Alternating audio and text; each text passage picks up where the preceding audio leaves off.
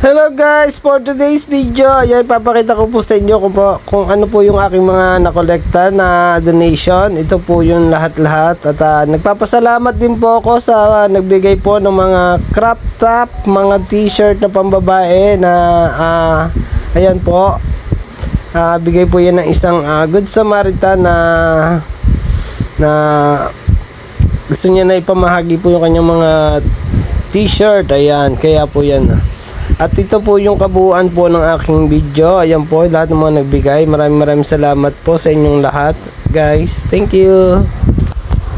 At huwag niyo pong kalimutan i-like and share, guys, ang ating video. And tapusin natin po yung video hanggang huli. At ipapakita ko po sa inyo ang lahat po ng mga nag-donate po ng ating mga gagawin sa atin sa September 2 po. Ipamamahagi na po natin yan lahat. At saka ayan po, sana po ay may makatulong po ako at nang maipamahagi na po natin to nang hindi na po magtagal dito sa bahay.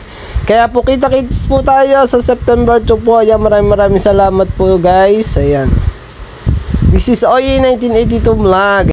And good luck po sa ating mga mabibigyan ng ating handog na charity project sa ating mga kababayan. Guys, sa mga mababait natin diyang mga kaibigan na sumusuporta sa aking mga vlog, ayan, mga charity project, ayan po, hingi lang po ako ng konting tulong financial po para po sa pag-argila po ng jeep, pamasahe ba? Gasolina, bayad po sa jeep at saka sa driver. Ayan po, baka po meron pong mabubuting loob po sa inyo na gusto pong tumulong sa akin dito po sa ginagawa ko pong charity project. Ayan, always welcome po. O baka naman po meron po kayong sasakyan po dyan na mapapahiram sa amin. Maraming salamat, guys.